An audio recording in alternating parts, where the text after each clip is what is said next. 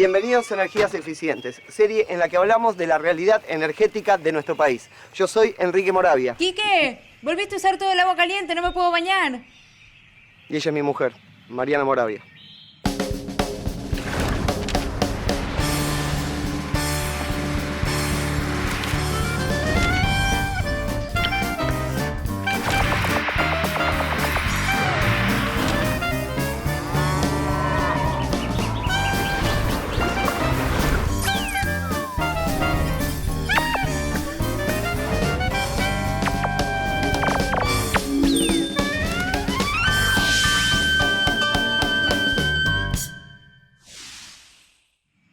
Estamos en la Ecovilla Gaia, en el partido de Navarro, a 110 kilómetros de la ciudad de Buenos Aires. Vinimos acá porque es un lugar ideal para desarrollar... Ideal para descansar, para relajarnos, para disfrutar de esto, de la naturaleza. No, Quique, no vinimos acá para descansar. Vinimos acá porque es un lugar ideal para desarrollar el tema de hoy, las energías alternativas. Desde que comenzó a utilizarse la electricidad, esta se fue generando en máquinas cada vez más grandes que utilizaban la quema de combustibles derivados del gas o del petróleo. Luego se sumó la fuerza del agua y posteriormente la energía nuclear. Estas fuentes se utilizan en todo el planeta y han asegurado electricidad a la humanidad por muchos años. Por eso se conocen como las fuentes de energía tradicionales. Oh, mi amor, ponete porque está lleno de mosquitos, ¿eh? Entonces llamamos fuentes de energía alternativa a aquellas distintas a las tradicionales, como la solar, que aprovecha la energía de la radiación del sol, y la eólica, que usa la energía cinética del viento. ¡Quique, usaste todo el repelente! Bueno, vení que te doy un abrazo, yo tengo el repelente fresco, vení. Para obtener energía eléctrica es necesario transformar otro tipo de energía. Las fuentes de energía que podemos utilizar con este fin son varias. Están, por ejemplo, los hidrocarburos como el gas natural o la nafta. La fuerza del agua, o sea, la energía hidráulica, el carbón, la leña. La particularidad de cada una de estas fuentes de energía radica en su propia naturaleza. Por ejemplo, en el caso de la leña, la energía se debe a su constitución. O puede deberse a su posición, la llamada energía potencial, o a su movimiento, es decir, energía cinética. Entonces, para obtener electricidad que nos permita... ¿Qué haces? Mira, tienes un mosquito. Decía que para obtener electricidad que nos permita prender la luz, la plancha o la computadora, se realiza un complejo proceso de transformación de alguno de estos u otros tipos de energía. Por ejemplo, la energía de los combustibles, la de un salto de agua, la del núcleo de los átomos, etcétera, etcétera, etcétera. Por lo tanto, para disponer de electricidad en casa, necesitamos quemar combustibles como el petróleo, el gas natural o el carbón. O bien, utilizar la fuerza del agua almacenada en un embalse o una reacción nuclear controlada dentro de un reactor. Pero también, en ocasiones específicas, se puede utilizar la fuerza que trae el viento o la energía que nos da gratuitamente el sol. Estas últimas dos opciones forman parte de las llamadas energías alternativas, que en nuestro país constituyen casi el 1% de la generación total de electricidad. Las energías alternativas se presentan como otra opción a las formas convencionales de generar electricidad. Repasemos. La energía eólica, que aprovecha la energía cinética del viento. La mareomotriz obtiene energía del agua, pero de las mareas, no de los saltos. O la undimotriz, que la consigue de las olas. Otro tipo de energía alternativa es la solar, que obviamente utiliza la luz del sol. La geotérmica, que aprovecha el calor de las entrañas de la tierra en las zonas donde esto es posible. O la biomasa, ya sea como leña, como los combustibles líquidos que se obtienen de ciertos vegetales o como el biogás, que se produce en la descomposición de residuos orgánicos. Aunque presentan muchas ventajas con respecto a las energías tradicionales, lamentablemente las alternativas también tienen muchas limitaciones. Aún así, vale la pena conocerlas, ya que son un aporte valioso en muchas situaciones específicas.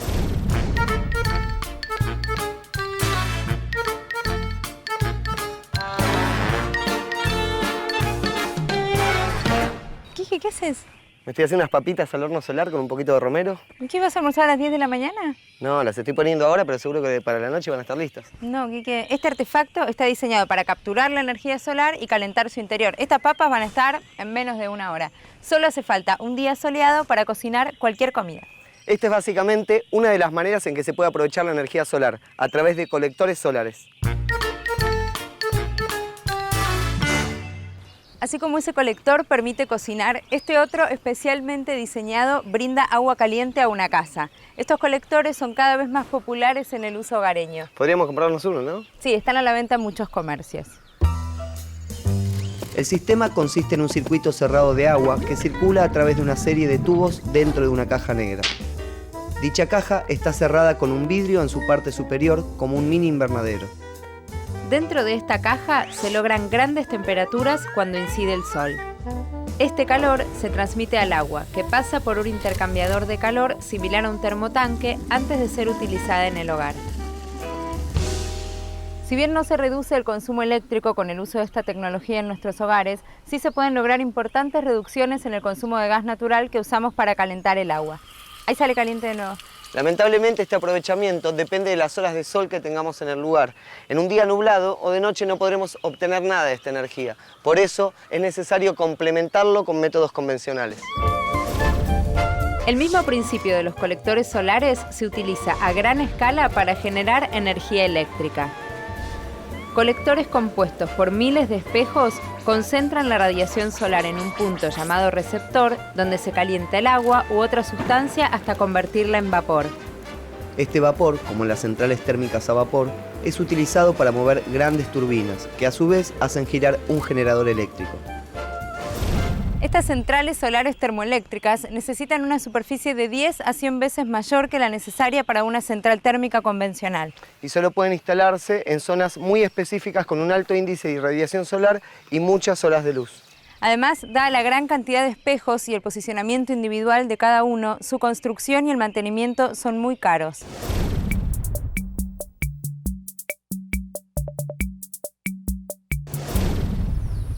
¿Qué haces, Quique? ¿Estás calculando a ver si conviene una central convencional o una termosolar? No, estoy viendo cuándo nos puede salir que la parrilla de la vuelta de casa nos manda una tirita de asado. Quiero apurar el tema del almuerzo. Quique acá se come comida vegetariana y tenemos que respetar las reglas del lugar. Dame. Otra forma de aprovechar la energía solar es a través de los paneles fotovoltaicos, que son como estos, pero mucho más grandes. Los paneles están constituidos por varias celdas individuales, conectadas en serie a fin de proporcionar una tensión adecuada. Al recibir luz directa, estos paneles convierten la energía solar directamente en energía eléctrica. Por el momento no es razonable pensar en centrales eléctricas constituidas por paneles fotovoltaicos. La tecnología todavía no avanzó lo suficiente. Por eso el uso de estos paneles se limita a situaciones puntuales, como las de algunas comunidades aisladas del interior de nuestro país a las que no les llega la luz eléctrica. En esos casos, las empresas de distribución eléctrica instalan en las casas un panel fotovoltaico pequeño conectado a baterías. De esta manera, sus habitantes pueden tener, al menos por unas horas al día, electricidad para escuchar radio, iluminar, usar la computadora, etc. Hablar de la historia de la energía solar sería prácticamente hablar de la historia de la vida desde el comienzo. Sí, Quique, pero mejor vamos a contarla a partir del descubrimiento del efecto fotovoltaico.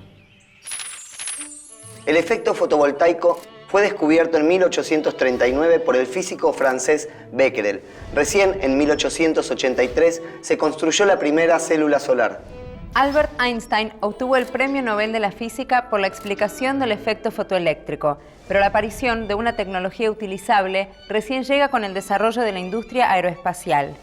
Los satélites y las sondas en órbita poseen paneles fotovoltaicos que cubren sus requerimientos de electricidad. Esto se logra gracias a la mayor irradiación solar que obtienen por estar fuera de la atmósfera.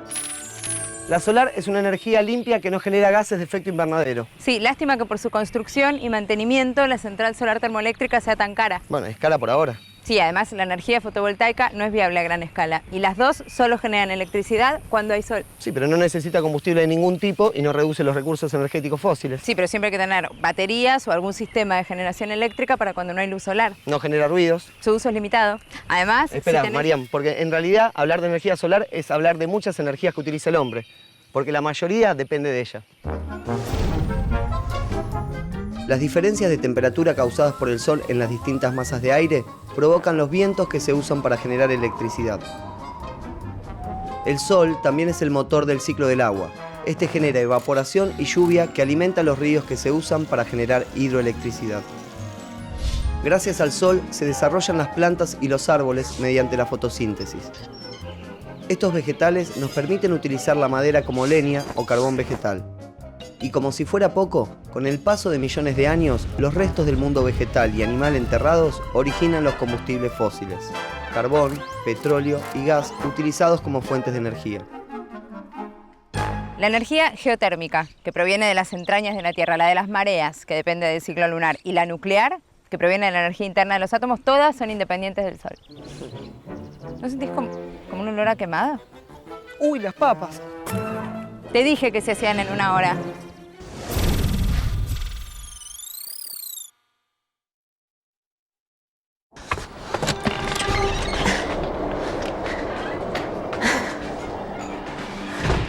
Una de las energías alternativas más interesantes es la del viento, la energía eólica. El término eólico proviene del latín aeolicus, relativo a Eolo, dios de los vientos en la mitología griega.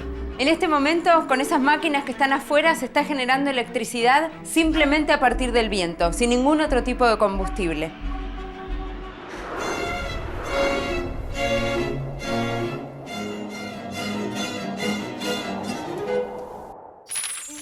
La fuerza de los vientos fue una de las primeras formas de energía naturales que aprovechó el hombre para desplazarse y a través de molinos moler granos o bombear agua.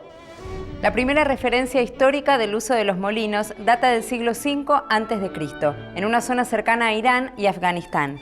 A lo largo de la historia se han desarrollado diferentes modelos de molinos de viento. En la actualidad, el aprovechamiento de la energía eólica está orientado a la generación de energía eléctrica. Pero no por eso se dejaron de usar los clásicos molinos de viento de las pampas para bombear agua. Si estos molinos fueran reemplazados por bombas eléctricas, para obtener la misma cantidad de agua demandarían un consumo muy importante de energía eléctrica. Alrededor de 360.000 molinos en nuestro país permiten aprovechar una energía cercana a la generada por 130.000 toneladas de petróleo.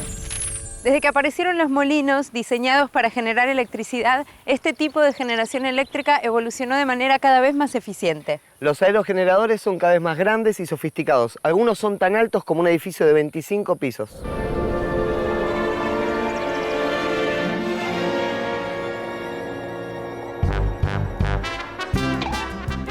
Un aerogenerador está compuesto por los cimientos, la torre, la góndola, las aspas, el rotor y la conexión a la red eléctrica.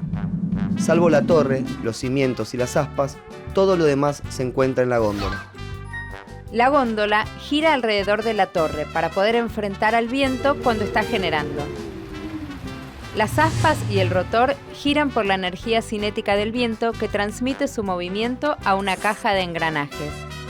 La caja de engranajes transforma la baja velocidad del eje del rotor en alta velocidad de rotación en el eje del generador eléctrico.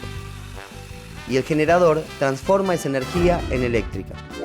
En la Argentina, la actual generación eólica comprende el 0,1% del total de la energía eléctrica generada. Para darnos una idea, necesitaríamos 50 veces la cantidad de aerogeneradores instalados en la Argentina para lograr una generación similar a la de la Central Hidroeléctrica del Chocón, en la provincia de Neuquén. La Central Hidroeléctrica del Chocón tiene una potencia de 1.200 megawatts que abastecen a entre 170.000 y 250.000 hogares. La geografía del país o de la región es un tema fundamental que hay que tener en cuenta para la instalación de aerogeneradores. No en todos los lugares del país se dan las condiciones óptimas para aprovechar los vientos. Y a veces, cuando se dan, el lugar está tan alejado de la zona de consumo que su aprovechamiento es inviable. Es lo que pasa con la Patagonia Argentina, que a pesar de ser un lugar mundialmente reconocido por sus vientos persistentes, se encuentra demasiado lejos de los grandes centros de consumo. Sin embargo, aunque no haya extensas granjas eólicas, sí podemos encontrar generadores eólicos que presentan soluciones coyunturales en distintos puntos del país. Por ejemplo, en Comodoro Rivadavia, donde se encuentra la mayor generación eléctrica de este tipo. Radatili, Claromecó, Darragueira, Mayor Buratovich, Punta Alta, Tandil, Cutralcó, General Hacha y Pico Truncado. En abril de 2009, IMSA puso en marcha el primer molino eólico en el Tordillo Comodoro Rivadavia. Este molino forma parte del Plan Estratégico Nacional Eólico de la Argentina. Dicho plan prevé en una primera etapa la instalación de 60 megawatts eólicos en la provincia de Chubut. ¿Quique, tiene alguna contra este tipo de generación? Algunos de los impactos ambientales atribuidos al uso de la generación eólica a gran escala recién están comenzando a ser estudiados.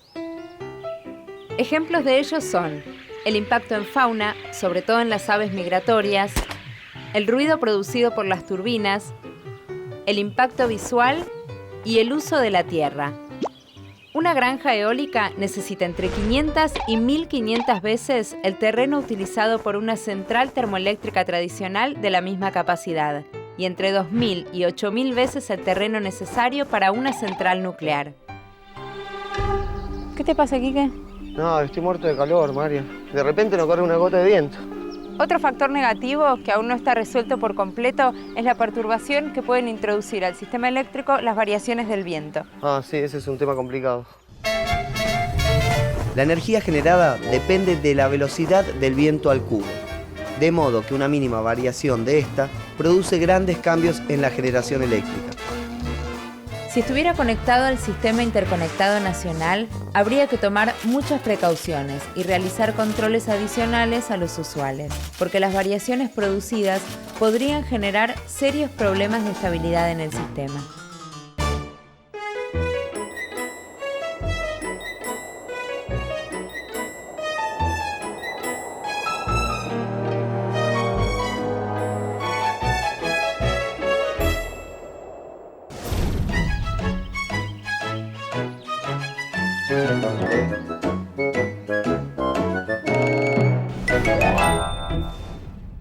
Tanto la energía solar como la eólica sirven para generar electricidad. Pero ¿qué pasa con el gas? ¿Cómo que qué pasa con el gas? Claro, ¿qué energía alternativa podemos utilizar para generar gas? Bueno, está el biogás, que es una mezcla de gas natural con otros gases que provienen de la degradación de materia orgánica.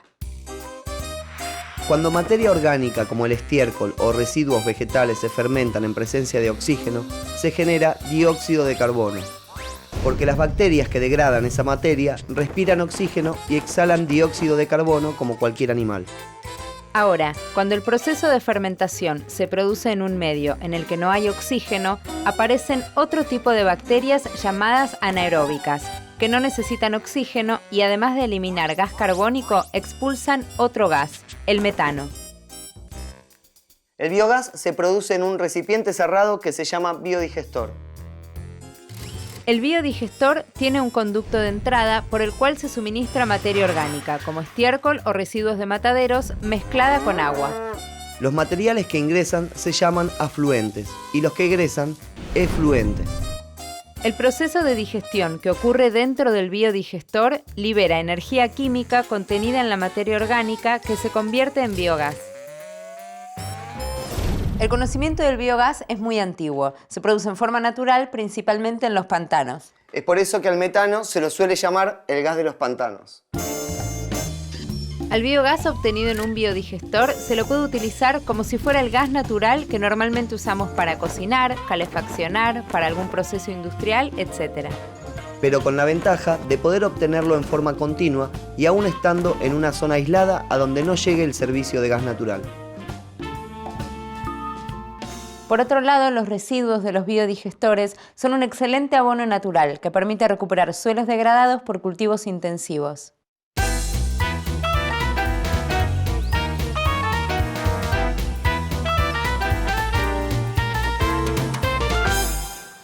Sabemos que poner un colector solar o un panel fotovoltaico en nuestras casas no es una opción para cualquiera. Pero podemos aprovechar la luz solar o el viento para hacer un uso eficiente de la electricidad y, por lo tanto, racionalizar el gasto de las fuentes no renovables de energía. Algunas ideas para tener en cuenta.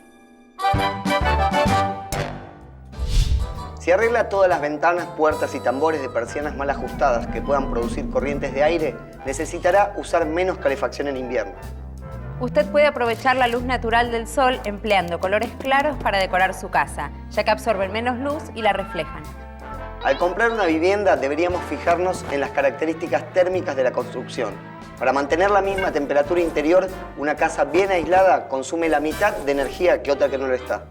Algo similar sucede con la orientación de la vivienda con respecto al sol. En Argentina, las orientaciones nordeste o nor-noroeste son las que permiten un mayor aprovechamiento de la luz del sol en invierno y una más fácil protección del calor en verano. Si su vivienda no está bien orientada con respecto al sol, poniendo toldos en las ventanas, reducirá la radiación solar que entre por ellas. De esta manera será menos necesario el uso de aires acondicionados o de ventiladores. Por otro lado, ventilar una habitación lleva no más de 15 minutos. A veces, con solo abrir las ventanas, sobre todo las que se encuentran cruzadas, reducimos considerablemente la temperatura en nuestro hogar. Por último, tengamos en cuenta lo siguiente. Utilizar la bicicleta o caminar son actividades que ayudan a disminuir el consumo de las fuentes de energía fósil que se necesitan para producir combustibles. Y al mismo tiempo, el ejercicio nos hace bien. La incorporación de las energías alternativas puede ayudar a reducir los consumos de combustibles, a la vez que aumenta la generación de electricidad. Además, no generan gases de efecto invernadero, con lo cual no contribuyen al cambio climático. Sí, bueno, eso se puede hacer acá, pero no en todos lados. Los diferentes aprovechamientos de energías alternativas, por lo general, son mucho más caros que los sistemas convencionales. Sí, siempre lo nuevo suele ser más caro. Aparte, en nuestro país, las regiones propicias para la generación de energía eólica y solar a gran escala están muy alejadas de los centros de grandes demandas de electricidad. Por lo que hay que tener en cuenta que para llevar esa energía a los grandes centros de consumo se requiere de obras de transmisión de gran envergadura.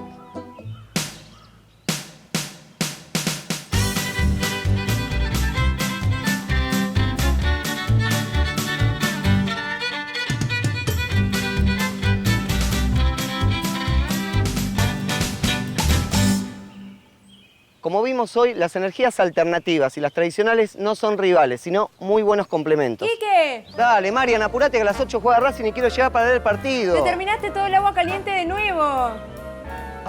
Bueno, te espero en el auto entonces. ¡Egoísta!